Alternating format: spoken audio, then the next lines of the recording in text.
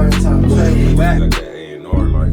Like, I like the way moves. One of them songs that ain't going nowhere. That's a Black Wedding song. Like, it was the original co-host. They say like the best records were made back in the day because niggas was heartbroken and all that. The one that brings, the action, The one and only. One and only, for sure.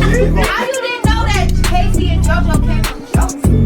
Yeah, don't fuck about no goddamn case. Well, you should know that. You should.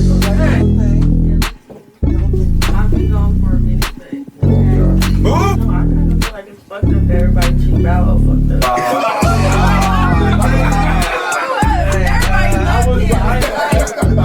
Everybody loved him, bro. Now everybody like, what? I We got the infamous, the one that's always here. Boy, Pearl Setti. Me. That shit has 27 tracks on that motherfucker. That's what is it, Marley? Two albums today. And a bonus song. And a bonus track. That nigga fucked up 27 songs on an album. That's some Michael Jackson shit.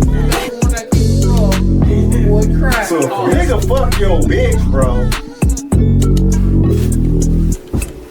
I'm just It was a saying. lot too, but the result was very pleasing. What's good, people? We back on Hip Hop Raised Me podcast. This week's episode, Hip Hop Moguls and Hip Hop Labels. We talking about that time we had the black CEOs. We still got some around, but those ones that actually made a difference in hip hop culture, that was actually pro artists. That's what I can say right there. Pro artists. Gave a fuck about the artists. That part. Wanted to see you have a career. Yeah. Not just a couple hot songs, then toss you to the side. Didn't give a fuck about not only the music aspect of the artist, but the personal aspect. How's your life doing? How's the kids? Make sure, you feel me, everybody is doing mentally and physically okay in regards to the aspect of the business as well as the music. That part, man. There's so many great people that came in the game. We got Russell Simmons started the first hip hop label, one of the best hip hop labels, Def Jam. Changed a lot of people's careers from LL Cool J. Even before that, he was the manager for Run DMC and Tribe Called Quest. Public Enemy signed Def Jam early in the game. One that's a crazy hip hop fact. Warren G signed to Def Jam in '94 because the should never signed him to Death Row. Yeah. And Def Jam was doing bad. Warren G actually saved Def Jam. East Coast West label, West Coast artists actually saved him. These niggas drafted a gold mine. They got a Laker over there. Oh, God. Nigga made a good first round draft pick. Off that regulator album. You feel me? Oh, yeah. So that was the money they made. Then Warren G, Redman dropped their second album that did pretty good, but then Warren G went platinum. And they actually gave him the money for him to sign Jay-Z and DMX. So what for Warren G signed, they wouldn't have had the opportunity to sign Jay-Z and DMX because he went multi-platinum off Regulator. It was on the Above the Rim soundtrack too. Yeah, and them getting them two icons definitely was a good ass. Oh, yeah. Man. Talk about a flip the money. Man, boy. Man, that's like the ultimate flip right there. And the two started, a good ass record label too. You got Rough Riders and you got Rockefeller too. Yep. That's crazy. All under the roof of Def Jam. They also had Murder Inc. Where Irv Gotti was under Def Jam. So that's a powerhouse of hip hop right there. You had from 99 to 2002, probably almost like this from 99 until 50 came out. Those were the three biggest rappers in New York. Jay-Z, X, and John. Damn. Until 50 came out. Yeah, so and all of them from the East, so yeah, he got that shit on lock. Yeah. But think about Russ, he signed some West Coast artists. Warren G, yeah, definitely. Jail Felony. Dub C came over there later on. And that's smart because he not only stayed in the section, this nigga went to the other coast. Def Jam South. Spread out the business like shit. Cause they even had Scarface at one point. They gave him made him the president of Def Jam South. That's how they ended up signing Ludacris. That was another smart move right there. Yeah, so Russell, his umbrella. Yeah, his umbrella's that motherfucker's immaculate, brother. Yeah, you also got hip hop moguls like Suge Knight that had one of the most impressive short runs in hip hop. I think they made over $200 million in a 3 to 4 year run. Mr. Put on the West. Yeah, with nothing but West Coast artists. Mr. Put on the West.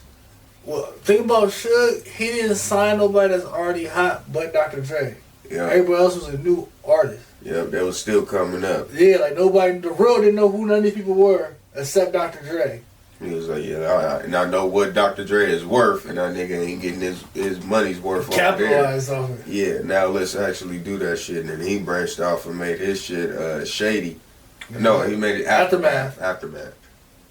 Yeah, Dr. Dre's another one, bro, because his umbrella's pretty like. He got Eminem, 50, Gang.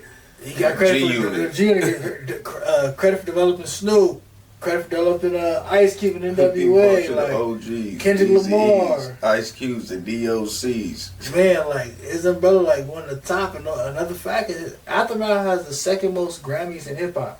Number one is Rockefeller / Rock Nation. Yep. But I kind of count that one because theirs just come from Rihanna too. Yeah. So it's not hip hop. They didn't get it off of hip hop. It's Rockefeller and it's Rock Nation. So it's like two different labels. Yeah. Because you got something from Jay, Kanye, and Cole, but you still have a bunch of Rihanna. Yep. Aftermath is strictly hip hop. All this came from M, 50, Kendrick. In common with Good Music. Good Music. So technically, and that's another thing I have to look into because Good Music's on that list too on the top 5 labels. So yeah, like, they got Jay, they got they got Big Sean, they got Common. Yeah, that whole roster is John Legend. Cold roster. Yeah, cold roster. So they on that list Good too. Music. And TDE's actually on that list. They came in number 4. Mm-hmm. Because TDE got hitters. The foe, Kendrick, damn, Absol, you got J Rock and my nigga Schoolboy Q. Sizzle, but the Grammys come from Kendrick, Sizzle, and Doechii. Yep. Well, yep. Oh, they do got Doechii. Yeah. And they also got, what's the name? Baby Cream. Baby King. Baby King, yeah. Baby King got some Grammys too. And one thing I did on Threads a few weeks back, I asked people, like, do you feel like TDE has passed up Death Row's legacy? Like, Death Row had all-star artists, people like, damn, TDE having that all-star too. Like, you can't. Yeah, Kendrick's not. We're not saying nobody's Pac or nobody's Snoop, but Kendrick has all these Grammys, multi-platinum albums, are going out as classic albums at that. Like, it's not like he's just making popcorn songs. And these are like real versatile artists too. So, what's your opinion on that? I would say, yeah, because you gotta realize that there's always going to be something that's going to break that old record or break that old mentality of something. So we do know that they did have a Death Row, had a whole smorgasbord, but at the same time, if you compare the 2 top artists of TDE and you compare the top artists of, which is Pac and Kendrick, Grammy-wise, Kendrick. So the whole Grammy-wise and the whole actually success-wise, like impact-wise, Kendrick started. Exactly. He's not done yet, so it's like he's still on the run. Like the whole TDE really is still got to run. Rather than you got Death Row that already stamped their legacy. Yeah, you can name them as the OGs, but there are always times where the new school does better than the old school. That's what I'm saying with TDE, because I feel like they was able to do it. They had gang members too, like Death Row. But they was able to keep the drama, the politics. No, we ain't seen no Ricos, none of that with TDE. I just seen a video where this nigga Schoolboy Q doing the interview and this nigga Nipsey walked in. You feel me? Them niggas I saw that, shake hand, and everybody know the politics when it come to that. But nigga, they was able to set that shit to the side. Like nigga, it's money now. Like we getting money. Artists, like nigga, respect, like type that's shit. That's one collab I wish we was able to get. Man, but the streets wouldn't allow that shit, unfortunately. I heard from Schoolboy Q on Drink Champs, he was supposed to be on the one Mozzie was on. Ain't Hard Enough. That's supposed to be nipping Schoolboy Q. Schoolboy Q said he didn't do it in time. Boy. Now I'm like, that'd have been a whole nother level of crap. Like Mozzie did this shit, but was Schoolboy Q on there? Nick, that would have been like, I don't even know, man. Even for the impact of the culture when it comes to that part, shit. Because where they from? Exactly. Then the level that they rap it on top of too, because it's not like, yeah, we getting it for the impact of the culture, but we know it's gonna be a dope song too. Oh God, man, they did they shit on. Man, I wish that shit would have dropped, brother. Man, ooh, that would have been something for the streets. Ooh. That would have been. That low-key would have been a peace track type shit. Like, even though, like they taught you, niggas ain't hard enough. Your knuckles ain't. I could hear Schoolboy on that bro. Man, you would have gassed that. I could hear Schoolboy on that motherfucker doing all them crazy. Yeah. Niggas ain't hard up. Who was with the scarf stunt? He He came up with orange laces, all that. He didn't all that on there. Yeah, nigga, like. Nigga Like how he did on that, the YG. nigga, I'm from Hope Street. Yep.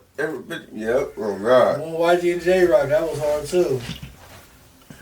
Then you also got like, you go to the East Coast, you got hip hop moguls like Diddy, aka Puff, that gave us artists like Big, Mace, Crossroad R&B gave us Total, 112, Faith Evans gave us Shine. We go to further up the clock, gave us French Montana and Machine Gun Kelly. Yep. Then also gave us some gave artists second chance of their career, like A-Ball MJG went over there for Bad Boy South for a little bit. Young Jock was on Bad Boy South. Yeah, I didn't know that. Yeah, you know that. It's going down. Oh, yeah, I did hear. Yeah, you did. Did you beginning of the video? Bad Boy South, right? Yeah. That's one thing you knew was Bad Boy. Puff was always visible. In the video, you knew. Like, all he in the got something to do with videos. this. Yeah. He been doing that forever. He been doing that since the Craig Mack Flavor in Your Ear video. He gonna let it be known, like, yeah, this is a Bad Boy artist. Yep. He got his own personal stamp. I'm there. That's how you know it's a Bad Boy. If I ain't in your video, it ain't Bad Boy. It ain't Bad Boy. It ain't Bad Boy.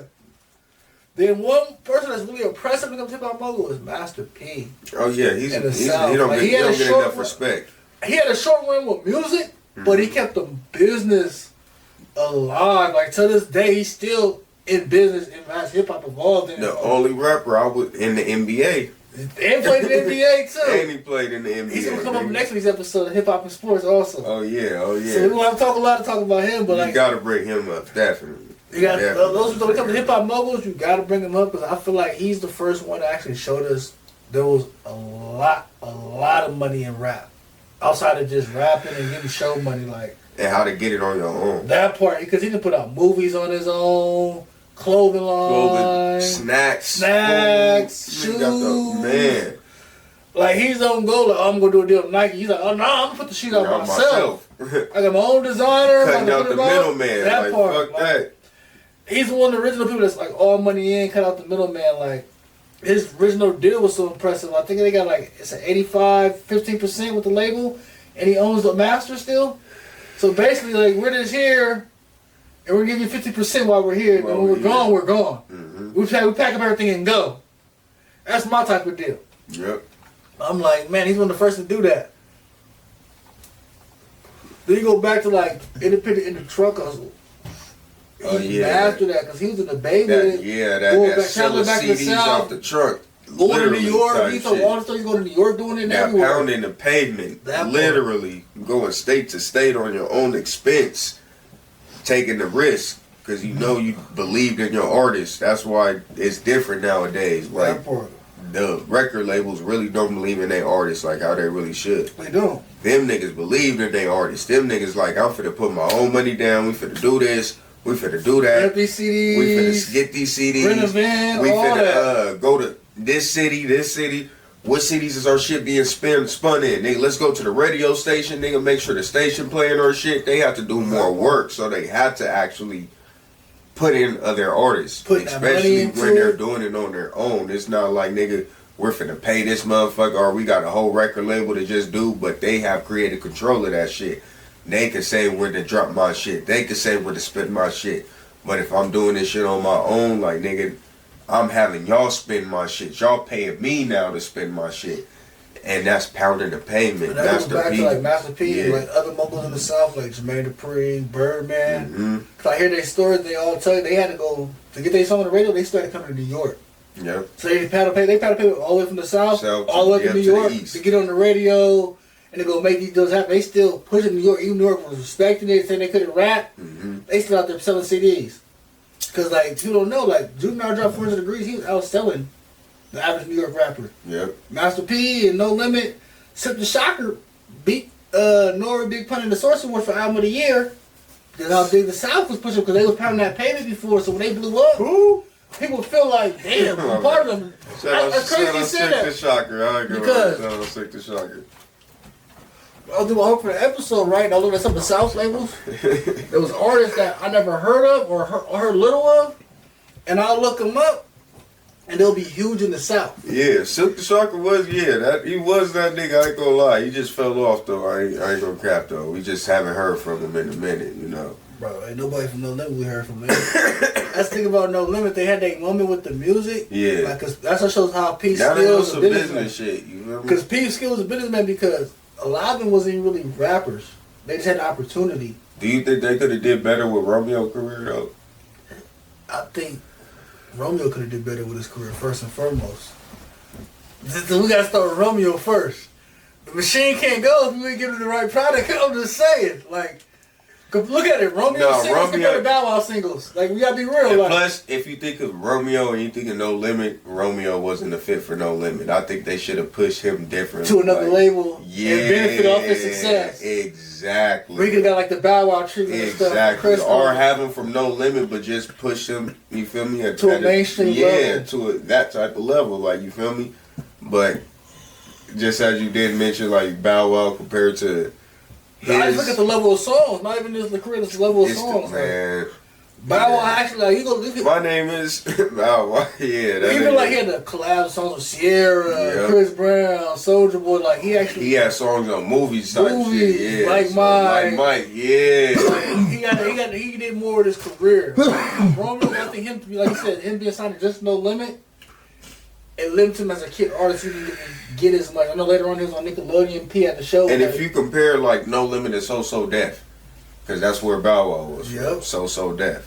So Def had more of a outstanding audience. You feel me? They had Crisscross. You feel me? So start off with the Brat. So that audience alone was perfect for Bow Wow. Yeah, Jagged Edge too. So that audience was perfect for Bow Wow. And how they was pushing already them artists, that was a good lane for Bow Wow, which kind of led to a success. Then you had to get the Jermaine Dupri co-sign him being your boss. Like, you gotta think he was already a staple in hip hop when he brought Bow Wow. Mm-hmm. Like, we seen him in videos. He didn't rap, put out an album at this point already. JD, y'all. Like, he didn't did it all. Worked with Jay-Z. He didn't work with Mariah Carey. So he brought art. He's already accepted because it's JD at that time. I used to get him and what's the name mixed up? JD. Fucking damn, what's the Rockefeller? Jay-Z? No, not Jay-Z. Dame Dash. Dame Dash? Yeah, I used to get them two mixed up on it because they look alike. Bald-headed short niggas. Oh, yep. They like dark skin was. He had the braids back in the day. Brandon Pre actually came to the game like at 14. He was like 12. He was a dancer for Houdini. Damn. That freaks come out at night. He was a dancer for them. That's what, a lot of them started off as that shit, I ain't gonna lie. Pac started off as a background for Digital Underground. That's crazy mentioning that Pac got something right now. You think, because like, where Pac was going in his career before he passed, he was going to the level of independence. And he actually had artists with Thug Life. He had the Outlaws. He had Big Sight. You think he would have grew, like if he didn't pass, you think he'd have grown to a hip-hop mogul with his artists? I never thought about that until right now. I think it was on the couch. It's just his artist. He never had that quality artist though. Yeah, he just never had them. The Outlaws was trash. They was. Outlaws was boo-boo. Terrible. You feel me? Even on the Hit 'Em Up. Bro. Nigga. If Biggie would have responded with Junior Mafia, Lil' Kim would have ate the Outlaws up. I'm being real. Lil' Kim would have ate the Outlaws up. Oh God, that is facts. That is fact, Lil' Kim. That is facts, because they came on some. Tupac talking. After Tupac did his shit. If Tupac did Smash Faith Evans, it wouldn't have worked. That's why I fucked your bitch, you fat motherfucker. That's shock value.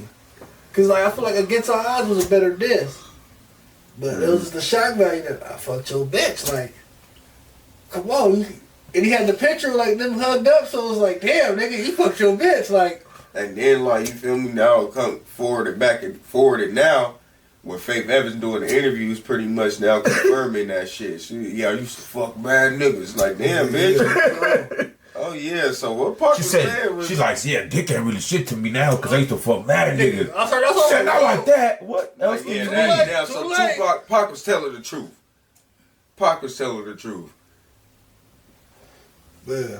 She all drunk, so you know she telling the The truth. same thing is like even Big, when he passed, he had his own label. Because Kim and Jim Alpha signed them, and Cameron was in the process of signing them when he passed. So the same thing if Big would have lived, he would have probably been a mogul too. He would have had Cameron. The Dipset would have been through him later on, probably even faster. You do got Dipset too. Cam's a mogul too, yeah. Cam, yeah. But Dipset, because not just Jim and Joel, they also had Hell Rails, 40 Cal, they had a few artists over there. Max B was Jim Jones and Bird Gang had Max B. Yeah, that was a real. Them niggas had clothes, like niggas was wearing Diplomat clothing line. That's the thing about the logo. They not just music. Dipset had a culture. Mm-hmm. Like you said, they had the people wearing the clothes. They ran the mixtape game. You had people talking about there was the West Coast Dipset, the down south Dipset. Like they took a culture into the music and to the streets. Right. Cause like fashion, like who wasn't trying to dress like Jim Jones? Cam had us wearing pink. Joel's about the rock star, like really want to wear the shiny rock star belts, the ripped jeans, the big ass pelly jackets. Yeah. Niggas was out rocking that shit, nigga. Then they took over like the culture. Like, Until Dipset started doing that shit. You gotta look at Cam as a mogul because like they really was in the culture, like they whole swag and everything. So, we go into the labels then, since we talking about Dipset, they a label also, like Facts. more than just a rap group. But you got some power. When I think labels, like I always think Rockefeller. When I think Rockefeller, yeah, Rockefeller. That was the most powerful label. That shit was powerful than the motherfucker. Cause like I see that's what label I seen kind of build up from a kid to like a teenager to it end like damn. I seen it all build up from it being Jay and Bleak. Because Beans. now, and Rockefeller didn't only have the only aspect of music. They took that shit to the films, to the films, clothes, liquor, nigga, everything. They made it a business, and a lifestyle. Just as you said, like nigga, they really took that shit to a different aspect of that same thing, do it yourself type shit. Yeah, nigga, we need partnerships, nigga. We don't need to sign to you, nigga. We need you to sign to us. It's nigga. crazy you said partnership because like the story about Dame going off on Kevin Lyles about him giving Memphis Bleak the Def Jam jacket. Like, I get it because he's a Rockefeller artist. Nigga. Yeah, nigga, he's not a Def Jam artist, nigga. Nigga, he was a Rockefeller artist, nigga. Get him a Rockefeller jacket. That nigga. part, like they show that ownership. Like, about? and we talk about black CEOs caring, like that's like what care with me. Like nah, that's ours. Like we take care of. He gonna wear a Rockaware jacket, or a Rockefeller jacket, not nigga. What's that? Def Jam ain't cutting his checks, nigga. His checks ain't Rockefeller, nigga. Y'all give us the money, we pay him. We pay him, nigga. So he is our artist, nigga. Like it just reminded me of that time, but like Rockefeller, like to me, like we talking about talent, skill of rapping, probably the most talented label we seen it grow into from. Them starting the Philly artists, Freeway, Beans, Young Guns, Cino, Sparks, Emilio, the Dipset coming over there. You already had the foundation, Jay, Bleak, and Beans. Mm-hmm. Like, you talking about, had a cipher of labels. I don't think no label could have seen them in a cipher. No facts. Ooh, like, they had a label cipher. He had two hitters, Benny and Freeway. Them two alone, nigga. Oh my gosh. You can't count Bleak out. Bleak was definitely Memphis Bleak. There was another one. Young Chris and the Young Guns was hard. Yeah, they got they got destroyed by Cat Williams. Nah, man. We gonna bring that shit up on this episode. Yeah. You know when we shoot that one. But them niggas they lost all credibility for me. When that nigga Mike Williams dogged them. Cat Williams dogged them motherfuckers. But like Rockefeller, they had it like. Then that transferred to Rock Nation, like you got Kanye, he was part of Rockefeller. Then Rock Nation is the more successful. Yeah. They produced the more Grammys and the more Grammy winning artists. As a matter of fact, it took it bigger than hip hop with Rock Nation. Yeah, with Rock Nation, you talking Rihanna? Made more millionaires than the Lotto did. Billionaires at this point. Ye and Rihanna, he made billionaires. Ray, yep, Rihanna, Beans will tell you if he wasn't in his feelings. That part. Like, Beans, man. Beans, I feel like he don't get the credit he deserves as a rapper, bro. And if you want to talk about not only artists signed from Rock Nation, you still got, Rock Nation Sports. I feel like he got sports. They was the first, like, hip-hop sport agency that had success. Because LeBron, we took basketball, that was the biggest NBA draft pick. It'd be a success story, like, come in fresh out of high school and have that type of career, a championship player, multiple MVPs. And I know we're going to say this for next week episode. Oh, yeah. For the how they had, it was Jay-Z and I think it was Fat Joe, how they both was about to go to Rutgers Park and they was getting the NBA players. Yeah, the play on their team, the Rockefeller, the tennis squad teams.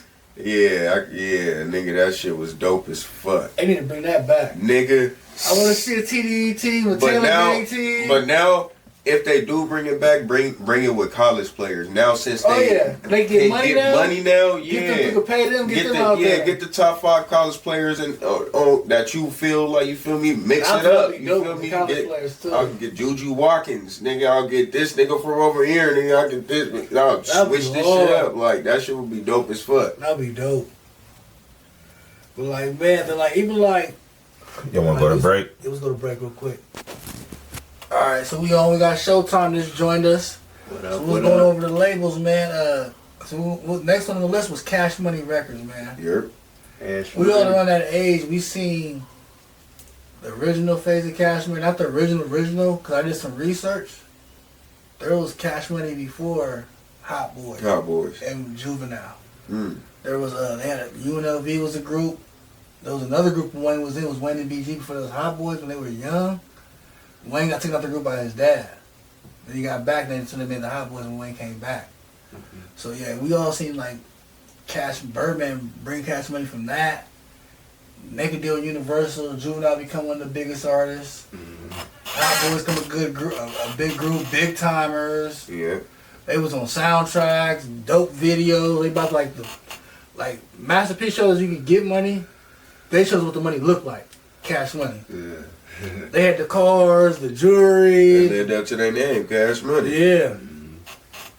They have to show the results of that shit. You feel me? They had the how they show the work ethic to it, but they also showed the results of the work ethic. That part. And I feel like I always give Birdman his credit. He's one of those moguls from the mid-90s that kept it going to this day. That still has Cash Money, and they have Young Money under Cash Money, and they have artists like Drake, Nicki, Tiger, Gutta, Lil Chucky, man, was Lil Twist, Yeah, he had a whole bunch. He had Lloyd at the time. Yep, at the time. But like he's one of them that had all-star artists like from Juvenile. He brought Juvenile to an A-list artist. They came around and had artists like Drake and Nicki. And to be honest, he brought them to A-list too. Yep. Like they wasn't. Drake was on Degrassi, you know. He was rapping. He had mixtapes there, but when he came to Cash Money, he was working with Wayne. It took him to a whole nother level. He dropped that. So Far Gone. Nah, he had a song with Wayne, and it was the first song that him and Wayne dropped. It was that. I think I know what you're talking about. Fuck, I forgot what the fuck that shit is called. Fuck, but I could hear the beat and I could hear like the flow and all that shit in my head. But it's the first song that Wayne and Drake dropped. It had to be on that comeback season mixtape. I forgot what the shit. I think Wayne was on it. He did have a Wayne verse on it. Then Wayne was all over So Far Gone. It was before Motto. Yeah, it was way before all that. Cause remember they had Uptown with Wayne and Bun B. They had a few records together.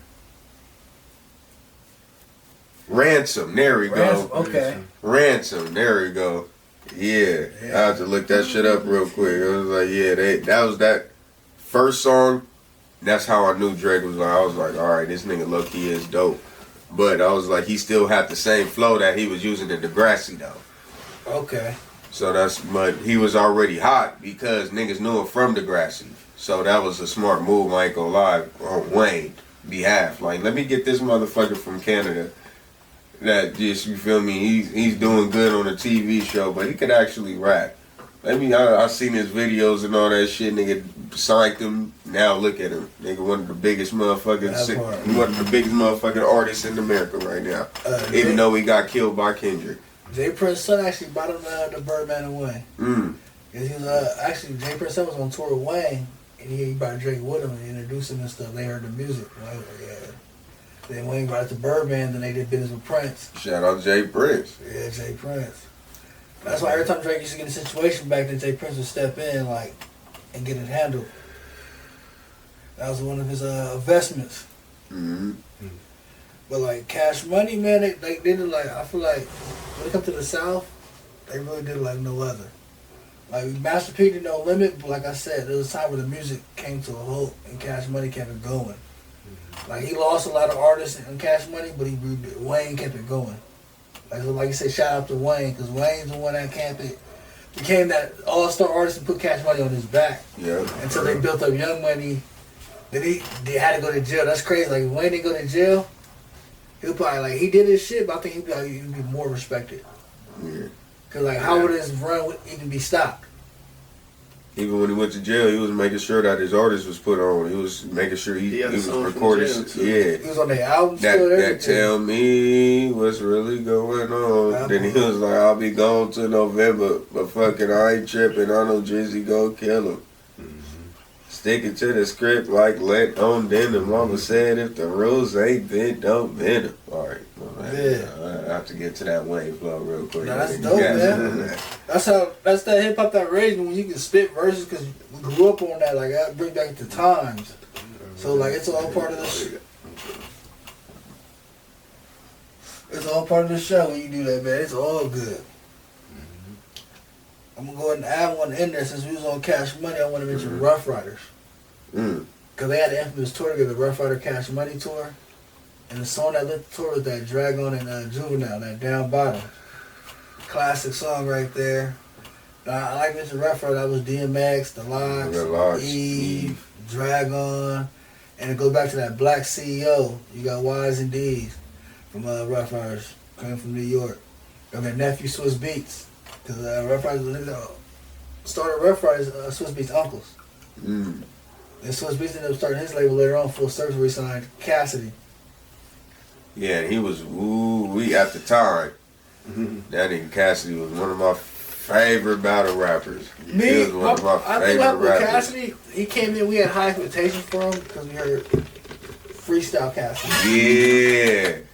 Now the song Cassidy, I give him Hotel. Bad. It's not bad, but it's like the expectations was higher because what we heard before is like it's kind of like Fabulous, like his freestyles and stuff be harder than his like mainstream shit. Yeah, but I feel like Fabulous mainstream songs got pushed more. Like they were more like radio. Like he kept it going. Like Cassidy had Hotel. Yeah. I'm a hustler. Yeah, then. His battle rappers started actually going into his music. Like he had that AM to the PM. Yeah. Like that, he had shit that was actually dope. I like that. But yeah. At the same time, like that nigga just fell off. I ain't even gonna lie. That nigga just. You gotta think, hip hop had a lot of competition at that time. Like he came out in the 50, Jay-Z, DMX. Lil Wayne ran that whole time. Wayne was starting to do his thing. He was in that time, so it's like. It was a lot. T.I., G. Yeah, it was a lot to compete with. You compete with that. Like, and this then is you good had music, a cat from Philly just like, yeah, nigga, you could rap, but nigga, what songs can you make? At the time, it was all about making songs. He wasn't influential enough. Like, listening to the people I named. Wayne, Jeezy, they're influential. People wanted to be like them. Like, yeah, I hear them. I 50, be just like Cassidy. Belly, like Cassidy just wasn't influential. No disrespect, Cass. He could rap. Like, he rapped better than everybody can name, probably, but he didn't have the star power and influence enough like Lloyd Banks. Yeah. He's a hell of a rapper, but nobody, you never heard a kid say, I want to be like Lloyd Banks. Or I studied Lloyd Banks to be a rapper, like, you're not influential enough. Up in here, it's burning hot, we on fire. Hey, that was the other guy hottest song. What was that? Lloyd Banks. But Lloyd Banks got bars. No, then he had another song, like the one with Avant. He's still dropping it like And you ready to ride? I go with a soul of my pride and all that bullshit to the side. Yeah, that shit was dope as fuck. Yeah. The next thing we're going to is Aftermath. That's crazy when we talk about Lloyd Banks, because that's Junior. That falls under the Aftermath tree. Mm-hmm. And that's a unique story, too, because Drake went from Ruthless as an artist on NWA and a producer to supposedly supposed to be a co-CEO at Death Row, but ended up just being a producer. Being a producer to having his own. Having his own and having superstar artists like Eminem, 50, The Game, Kendrick. Mm-hmm. Like, man. Those artists alone, mega artists. That part, mega artists. That brought up other artists like 50. That's a big three right there. Kendrick, 50, and M. That part. That's a big three right there. Culture moving artists like influential on kind of on top 5 and lists. all different you got a Cali, New York, and a white rapper and Detroit. Detroit. So you have the Central, the East, and the West holding down. Like, and all of them is top artists in each region. So East for sure is definitely due. You got to give Dre his flowers when it comes to being a mogul, having their own record labels. Oh yeah, then like you got to get Aftermath for sure. The careers he touched too, because this time he worked with Eve and gave her some of her biggest songs like "Blow My Mind." Then worked with Mary J. Blige, big songs like "Family Affair." Like that's the song that everybody knows about Mary J. Blige. Mm-hmm. Worked with Busta Rhymes on one of his best albums. Worked with Raekwon, put him to the test. Like then developed Snoop to help develop Ice Cube. Turn Eazy into a rapper, like produce DLC's one and only album. Ice Cubes and DLCs. Definitely a GOAT. Man, like a GOAT, like people. Oh, he has ghost producers, beat makers, all that. He probably does, but they don't deny the work that he has done. Like he's still the head honcho of what's going on and overseeing it. Mm-hmm. Like you don't see nobody that he worked with trying to expose him or complain to somebody he don't do nothing. Because he cared about his artists. That part. Because he knew he was one of them artists that wasn't cared about. So once he had his own shit, he knew. Like, because you gotta look at it, like Eminem knows how to make beats.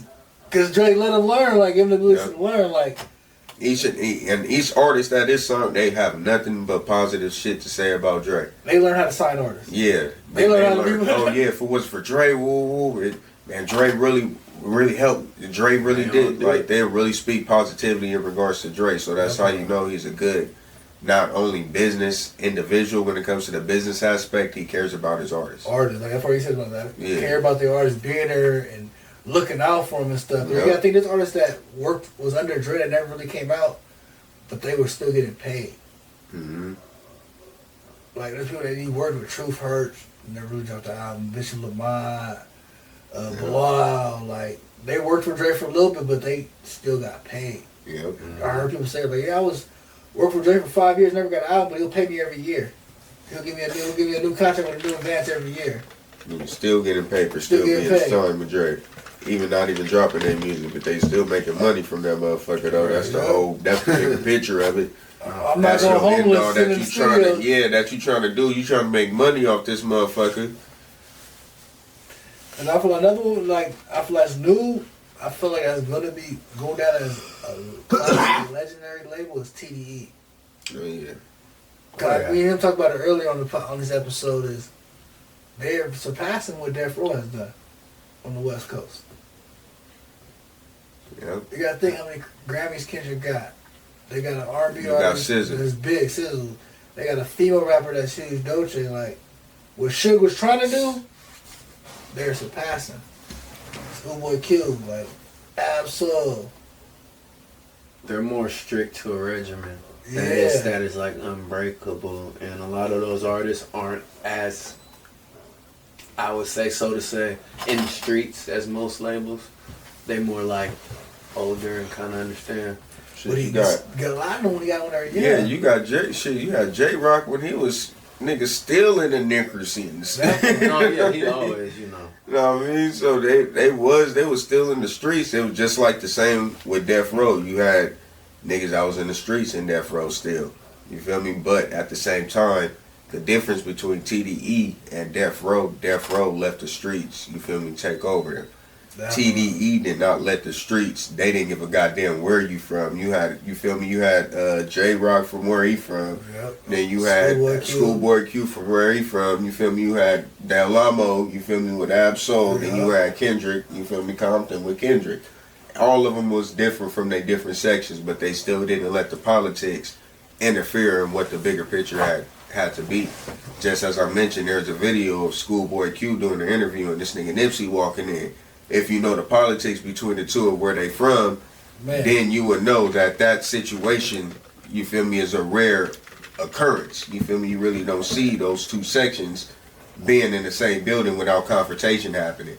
But for the simple fact that the two, how they are, it didn't matter. Like, you feel me? That hopefully there I wish there would have been that track. There was supposed to be one, but you know, it never happened. But you know, but at the same time, the difference, like I did mention, the difference between TDE and Death Row let the streets take over what they had going. TDE kept the streets out of that shit. Then I feel like TDE is more versatile, artistically, and like their accolades have passed, like even in sales wise, like. Yep. Snoop had one classic album, Death Row Doggy Style. Yep. Look at the TDE got CD, like, you got Scissor, then you got they just signed Dope. She just signed started hitting shit. That part, like King got an album, got a Grammy from that one song that the song he just did with Kendrick. Like it's crazy right now over there. Like even like artists they're running Reason, right now, Rayvon, like they got a nice roster of talent too. It ain't like they're just hit makers. They got real talented artists that's getting the spotlight over there. So you gotta shout out to like Top Dog and Punch for that as bosses, like, because they're not taking the most popular thing in society and putting a TDE title to it and just running with it. They're getting like special artists. Artists, if they went somewhere else and you didn't know how to market them right, it wouldn't work. Exactly. Like if they were signed to anywhere else, it wouldn't have worked for them. So they did sign to the correct label when they signed the TDE for sure. Cause look at the level they like. A lot of people like, oh, like with Kendrick, like he made an album like To Pimp a Butterfly and multi-platinum, got a Grammy and all that. But they all went through the boot camp, what a lot of artists don't do nowadays. They all were together in that boot camp in one house, like literally just making songs all day. Getting better. And that's what's missing. That's that in the studio working together because you sharpen your sword like that because you're in competition. You gotta do that shit for 6 months, a year, at least 6 to 10 months. Cause that's how like one collective, back, like that's Rough Riders, that's Cash Money. Like you're fighting to get on songs in them days. Like even in Rockefeller, like I'm trying to get on Jay's album. Like, so I gotta get a word on the song. I gotta come with it. I gotta come with that shit. Let me get an ad lib on it. Like for real, like it was competition. Like you gotta think like. That like you work with Kanye, you on Good Music, and they're working on the Good Music album, or Young Money working on the Young Money album, or you gotta bring it in them sessions where Kanye's taking everybody to Hawaii and we're in the studio. You gotta bring your best shit. You trying to make this album. Hell yeah! That's when people sharpen their sword because you going to even the J. Cole with the 10 days in Atlanta when all the artists flew out there. Like that brings the best out of artists, putting their back against the wall because it's make it or break it. Yeah. Ain't no, let me take it out. You gotta work in here with all these other artists and try to make the album. No sleep type shit. Like man, that part in the studio to 4 a.m. to 4 p.m. Come back right in at 9 p.m. Get right back to it. Maybe not even that long. Shit. Not even leave. Just take a little snooze, nap in my seat, and then right back up. Writing your verse in your dreams, huh? Straight wake up. Oh shit! I can say this. I did that last night. I woke up. I'm like, I gotta get my shit. Man. But like like and that goes into like the newer labels too. Like we talked about Rock Nation earlier, how Jay kind of went from Rockefeller to Rock Nation. Now Rock Nation, he has an all-star. He went from less but bigger quality of like success. For every artist, he has billionaire artists, he has millionaire artists. Like J. Cole is not Kendrick, but he's still a top artist when it comes to hip hop. Kanye is top music, not even just hip hop music. As an artist, as a mogul, he has good music, his own label. Like gave us artists like Big Sean, helped elevate Common's career. John Legend. Rihanna. Rihanna came under Jay. Like, it's crazy under that Rock Nation. But you also got OVO with Drake, Party. He had a partnership with what's the name at the time with XO. Oh yeah. With that nigga The Weeknd. The Weeknd, yep. That would have been crazy. That OVO and XO collab was. If it would have been a partnership, it would have worked. Mm-hmm. I just didn't want The Weeknd to be an artist. From OVO, yeah. People get mad when I say this, but I feel like if that would have happened, he would have been in the same situation as Party. Mm-hmm. If The Weeknd was just signed to OVO, he would have been just like Party. Yeah. Giving up songs and having mediocre albums. Not having these big albums like music he's making now. You produce a fire song, Drake. Nah. A lot of artists on OVO don't drop. They ain't got albums and shit. That part. Yeah. He got a couple others too. I know. Party's the only one that gets. He got Roy Woods on there. Look how much Party gives though. Yeah, that's his hottest one from OVO. Yeah. Then like J. Cole got Dreamville. He has a lot of spitters over there. Yeah. Like I listen to their album. There's some talent over there. Hell yeah. They all can spit. Like, talent at the highest level. Hip hop shit. Like that part of hip hop. Essence, like. Respect. I just don't see why he don't use them on his album. For he get a good album. Right. Like I feel like he used them on his album. He did the joint album thing. He did the review. That's what I'm talking about. And that sounds so dope. But like he needs to start using them features on his album. Yeah. Taking that inside, like letting them do. I think he's gonna start doing that.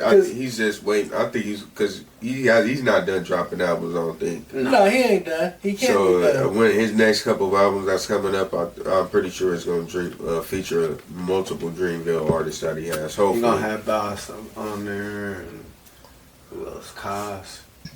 Yeah. You know. So, let's get into that. Like the label compilation albums. That's one thing I love about the hip hop. From Rockefeller, Murder Inc. to Young Money to MMG to Dreamville to Grand Hustle, like the label albums and label mixtapes. Cause it shows that camaraderie and that unity, like everybody working together. You can hear like the new talent coming out the label. Mm-hmm. And sometimes artists get broke through those. Like I remember the Rough Rider one, that's how they broke Eve. Right. Her singles on that one. I ain't gonna lie, Bedrock was ass. That was. I liked it. Every Girl. I didn't really care for Bedrock. Every Girl. At that age, it was cool because of the concept. Who the fuck let that nigga drop the verse on that one though? Was that Every Girl? When he was like, I exchanged V cards with the retards. And then he was like, in about 10 years, holla at me, Miley Cyrus. Yeah, that was and he talking about that was Mac Man. Break off a midget. Yeah, Mac Man was, Mac Man. That wasn't cool. And then Gutter, and I got a nigga. Grocery bag. Who? What? I'm sorry. But the one thing about Young Money album is the song that brings me the most, like memory to that time is Steady Mobbin', that Wayne and Gucci Man record. Yeah. Man, fuck. That was during mixtape Wayne. Yeah. I'm scared of everything but these niggas. Yeah. That was like the best song on that album, that Steady Mobbin', Wayne and Gucci. I think that's when they both just came home. Mm-hmm. Oh, Chemo Savage. They was both about to go in. Either one. They both came over, they was both about to go in. Yeah, that shit was hot. Then like the MMG album, that's when they kind of like the first one was kind of where they got Meek Mill kind of hurt more too, like on the mainstream level. Because you heard Mixtape Meek. Mm-hmm. That's when he had that Tupac is back. So that Tupac is back. Yeah, Tupac is back. Then he gassed a lot of records on there. Yeah, MMG has some. Yeah, him and Wale. Yeah, like boy, they don't get talked about enough. Like you talking about like label albums. They had a run out of time. Where Wale was dropping some shit, and then Meek started dropping some shit, and then you had Rick dropping shit. Like they was on a cool ass little If run. Meek Mill didn't go to jail through none of that, they would have been more dominant.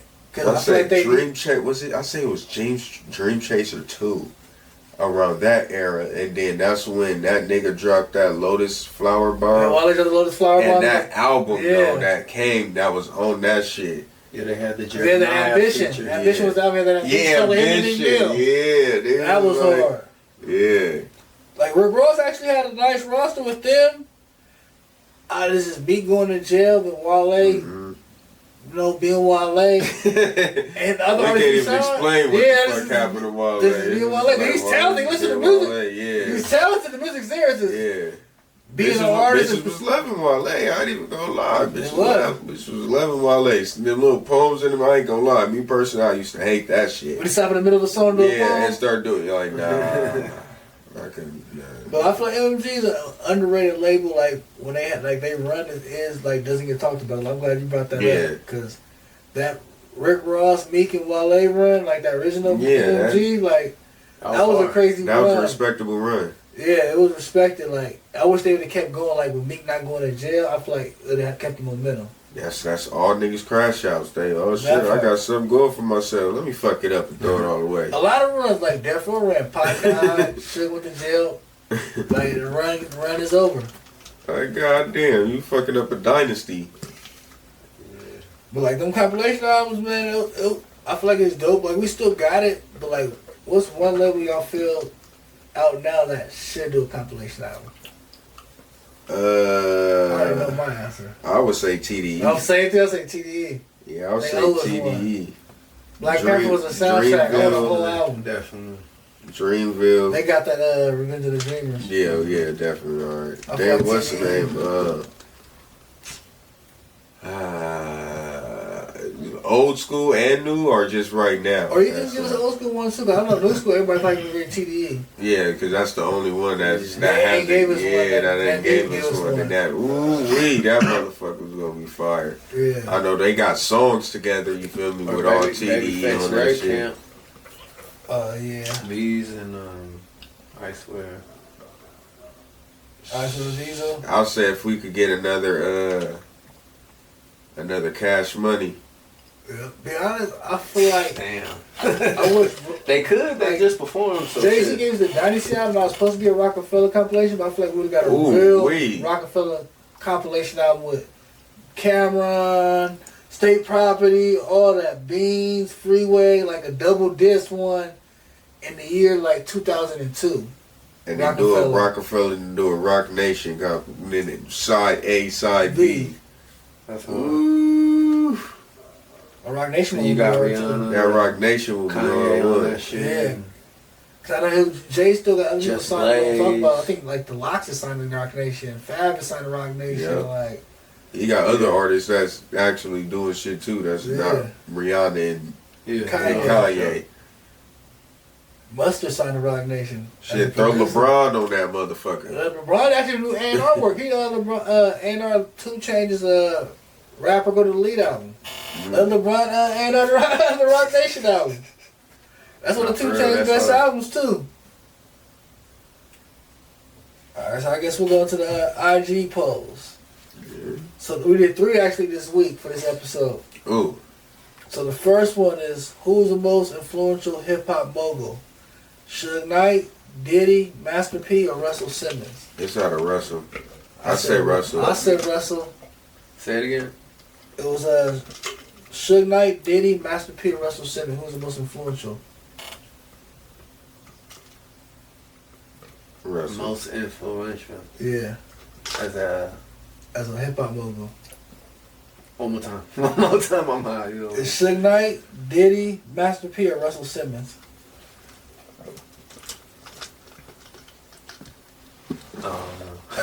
I'll say Russell because they all learn from him. Yeah, exactly. Everything they did, he did.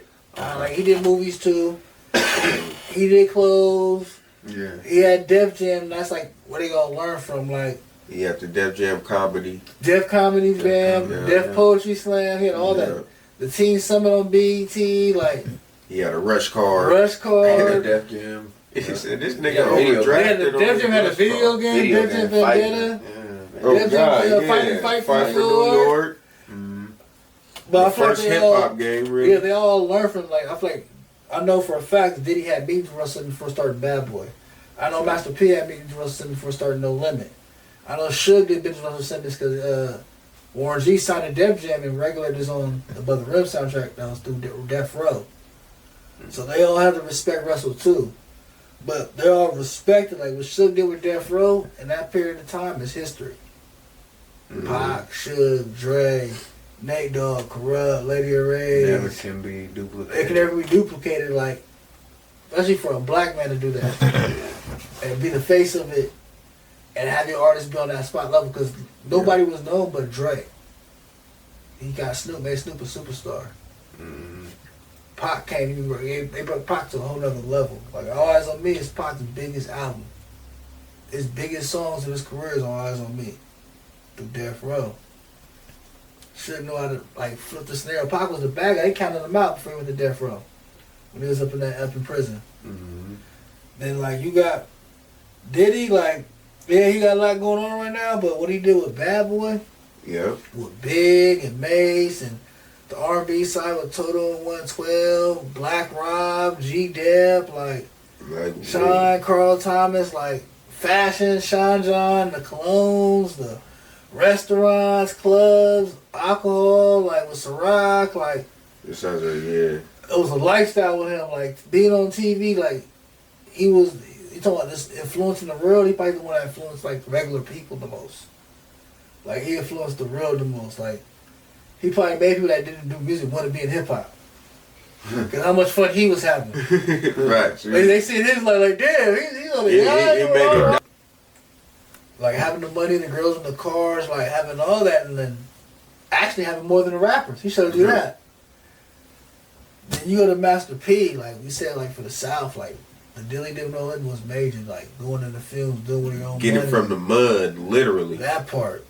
Getting it out the mud. Out the truck. From the beginning to the end type shit and believing in your own process and your dreams and your blueprint. Not let nobody else talk you off your path. Like that nigga had his own vision, he had his own way of doing shit, and that's why he really is successful in regards to No Limit. He treated everything as a business aspect, but at the same time, everybody from No Limit was family. So that's what made it more easier to operate No Limit, you feel me, in regards to them having the success that they have today. I feel like Master P trendy, accomplished what every black man, every ghetto America wanted to do. He put everybody in his hood on. Like I said, he family. He put his brothers on, his sister on. He put all these artists from his neighborhood, from Calio Projects in New Orleans on. Like New Orleans, the only person that was from New Orleans that got signed in No Limit was Snoop. Yeah. When he came left there for was No Limit for that time. But like he made them big, like Fiend, like these is regular people from New Orleans, made them superstar artists. They're on MTV, they're on BET. Yeah, they're on they're in movies, like, put them in platforms, movies, like. right. So they was really doing their shit. Just as what's the name? Big Face was saying.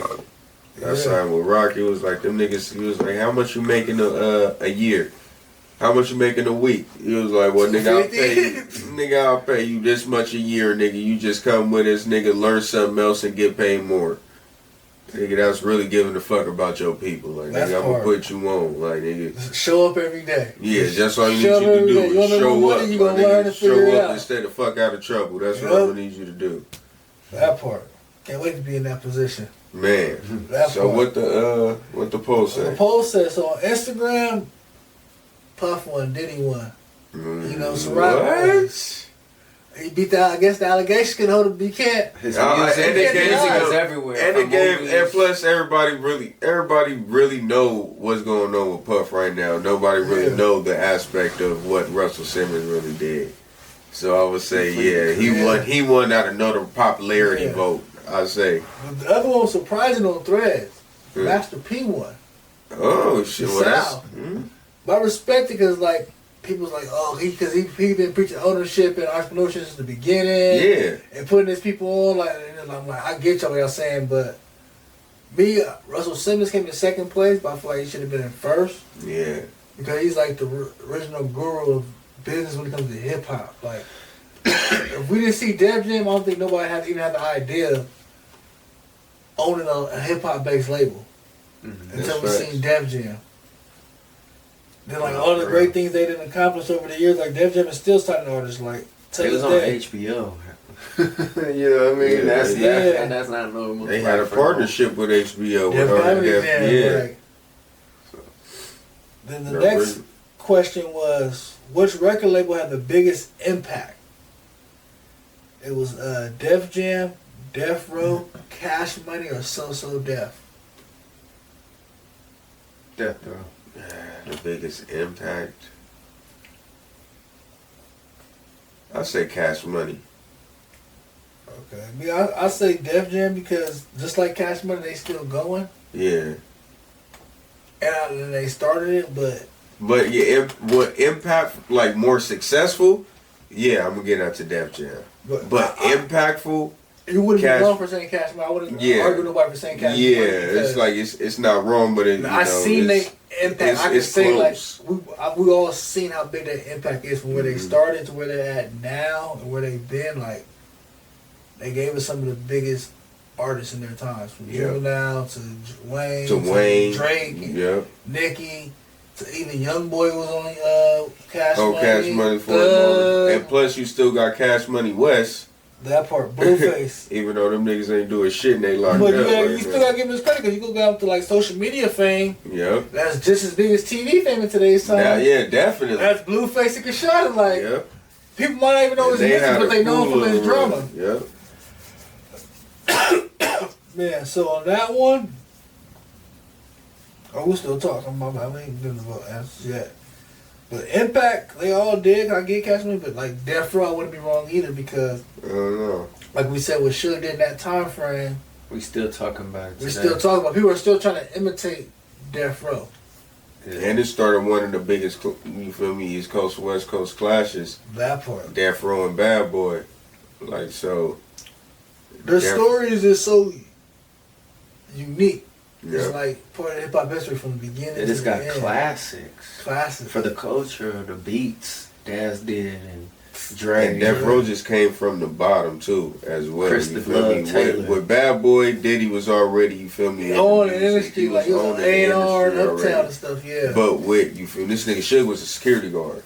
So this nigga, he was around the music and all that shit, but not like how Diddy was. But and for him to still build a platform and a record label like Death Row, with the knowledge that he has as being the security guard to a businessman, you feel me? You gotta give him props for that shit. Oh, you got to, and like what we said before, he took no-name artists and made them superstars. Like they still almost like his top 5 rosters all have careers to this day. And they're all spoken about to they're this all day. spoken about.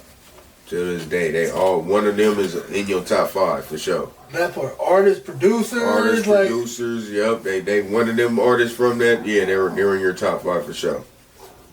Bow Wow was over there. Bow Wow was actually in the beginning of his career. They basically sold him to Jermaine Dupri. And yeah, I'm gonna say So Def. That's, you know, they slept on, but that's still Chris Cross. Yeah. That was one of my favorite groups as a kid. The Brat, and that's crazy. The Brat was actually the first female rapper to go multi-platinum. They had a cool little run for Atlanta. I'm not gonna lie. So Def was putting Atlanta on at a point in time. I feel like when it comes to the Southern hip hop, Jermaine Dupri is probably the top 3 most important people. Facts. Like not just also, but Jermaine Dupri. Like what he put on for the South, like cause he about like. Before Jermaine Dupri, South was just, it sounded country. He's the one that made it look, first one to make it look cool. Like we had Outkast before that, but Jermaine Dupri made it look cool. Like, oh, they having fun in Atlanta. We saw Money Jermaine ain't a Dupri. thing. Money ain't a thing. Like, oh, they got cars, they got girls. Like Jermaine Dupri gave us that first real look at the fun side of Atlanta. So like, So Def did have a nice run in the Impact though. But on the votes, they didn't get that many votes. I ain't gonna lie. Yeah, you know they wasn't. I ain't gonna lie, but they was up against some big ones. You knew they wasn't. But Def Jam came in first place on all of them. Then Death Row was at number 2 on Threads. Instagram on Instagram it was Cash Money at number 2. Then it was So Def on last on all of them. But like I feel like you don't discredit So Def. I feel like you go up against some giants. Yeah, you got to do your research on So Def really too. In order to understand who they is, they have a lot of artists that you feel me, you don't know that was actually some artists you don't even remember they were signed to So Def like that. Exactly. They had Bone Crusher.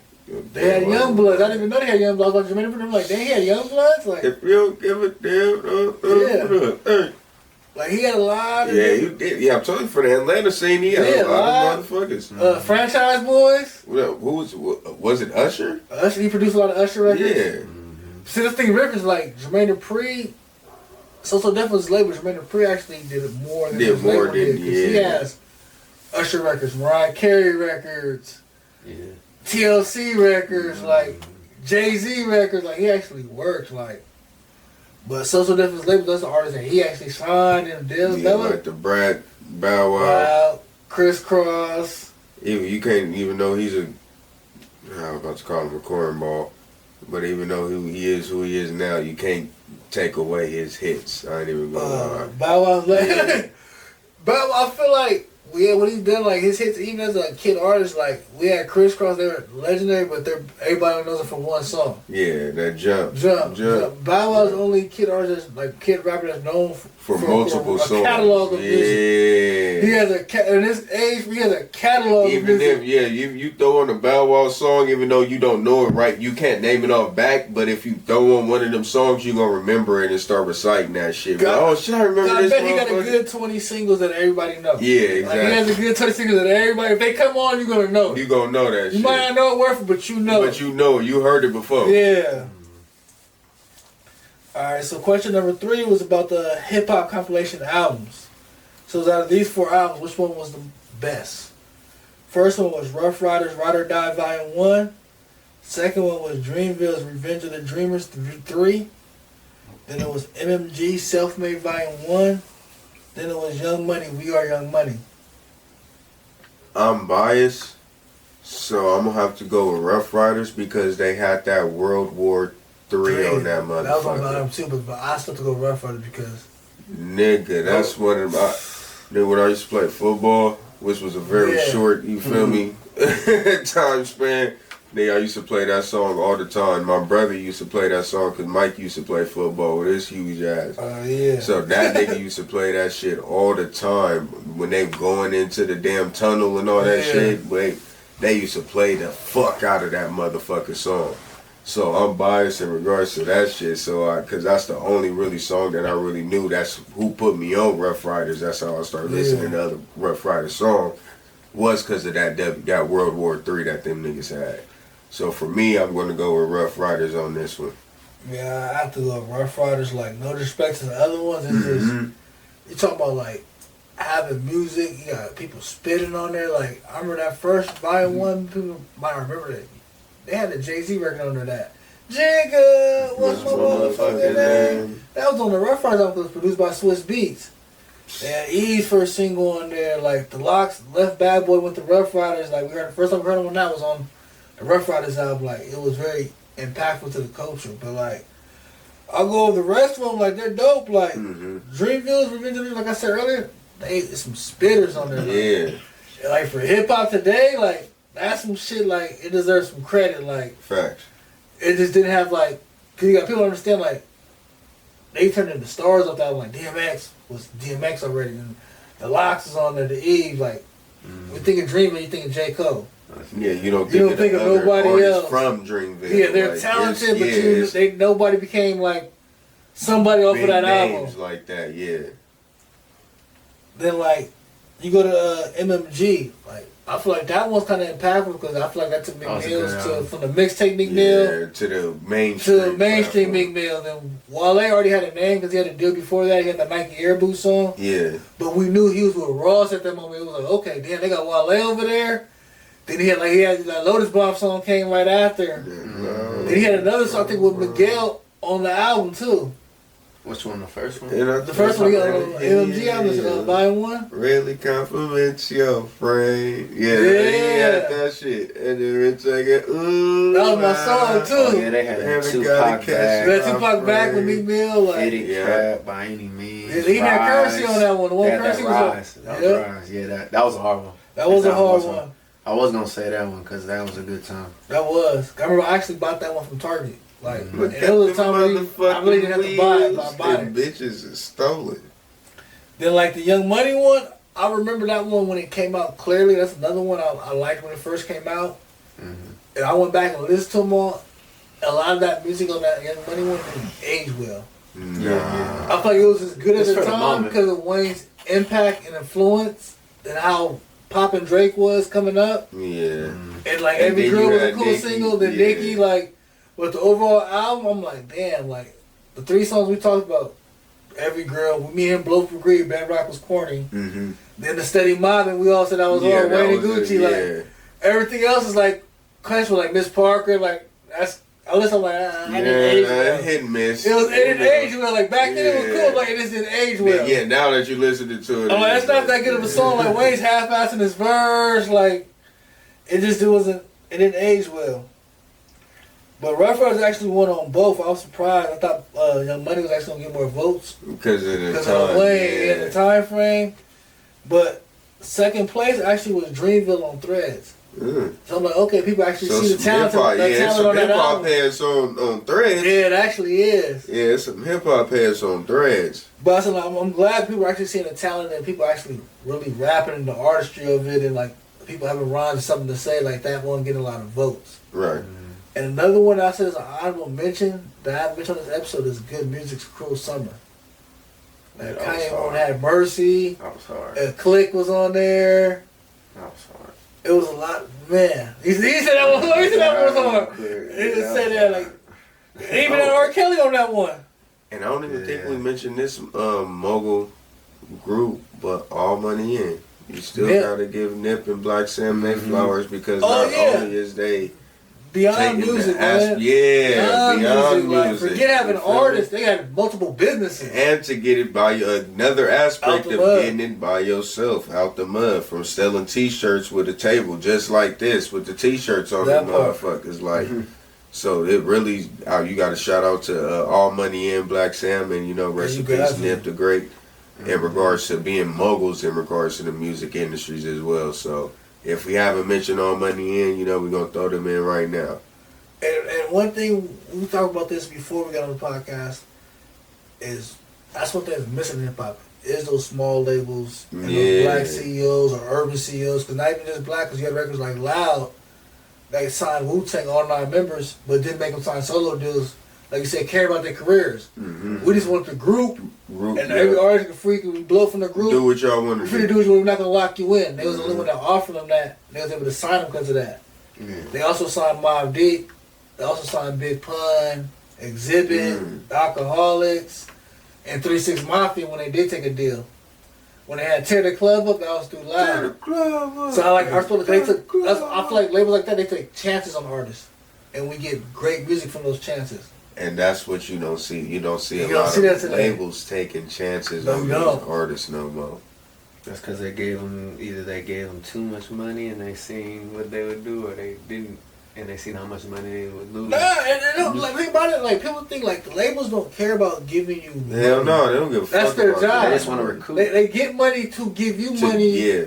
To recruit, even because the money that they're giving you, you're going to pay it back for a motherfucking guard. That part. They're going to get their money back, even if it's not from you giving their money back. If you crash out, they're getting it back. 360. It don't matter. Like if they don't get that little couple of $100,000 that you was guaranteed to pay back, they're going to get it back one way or another. But it's not going to hurt them as a company because you fell off and didn't pay back like a couple of $100,000. They want to give you money. They don't really give a fuck.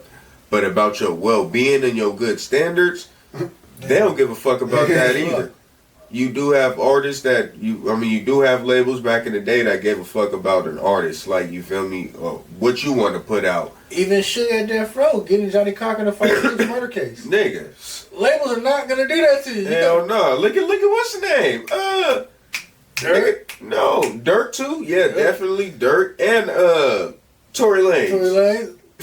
Like, come on. Like. Both of them signed to Rock Nation that in the altercation. They picked the biggest artists, nigga. If Tory Lanez was bigger than Meg Thee Stallion, Tory Lanez would be out right now. They had to make a decision. Oh, they had to make an executive decision. Who's bringing the bag in? Well, Meg is the candy, the eye candy on top, and she can make me. Yeah, Meg. All right, Tory, sit your ass in jail. We can still make money from your music. Man. So as long as we can do that, you got record labels like that don't give a fuck. But you also do have record labels that's trying to make sure that the artist is on their heads because that is their investment.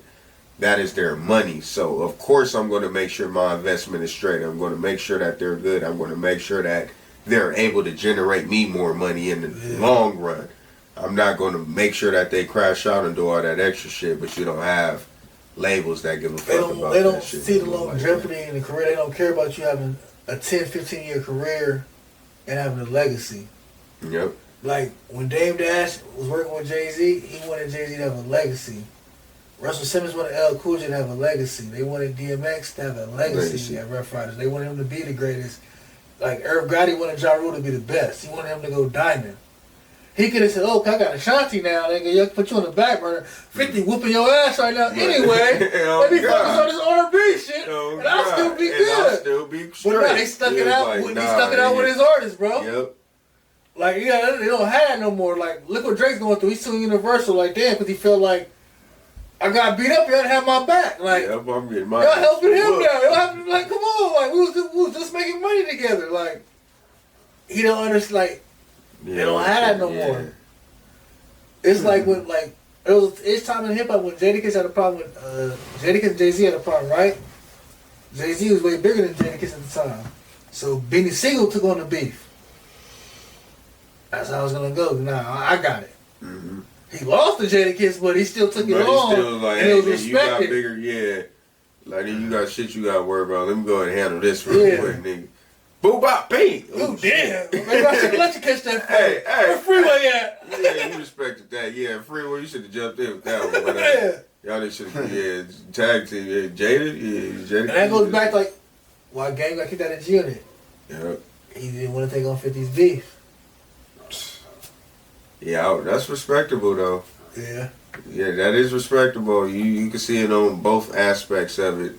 You feel me? Like, nigga, you're your own man. I ain't finna fight your battle, but at the same time, if it's my brother, your beef is my beef. I don't give a goddamn. And that's a lot of people. nigga. I feel like people take on this thing. They compare it to Yayo and Game. You can't compare because Yayo knew 50 before. Yeah, So exactly. it's like, nigga, I'm here because of you. So I'll go back to prison, whatever, nigga, and make sure we still good. Like, if a nigga say something's a problem, like, if it's my brother, yeah, your beef I'll is take my everything beef, personal nigga, here, yeah. But if it's like, all right, nigga, we on the same label, but I don't know you like, what you did in that situation? Yeah, you your grown man, like, you so feel me? That's, a lot of people don't understand it. Like, he's low because he owes 50 that. yeah. They grew up together.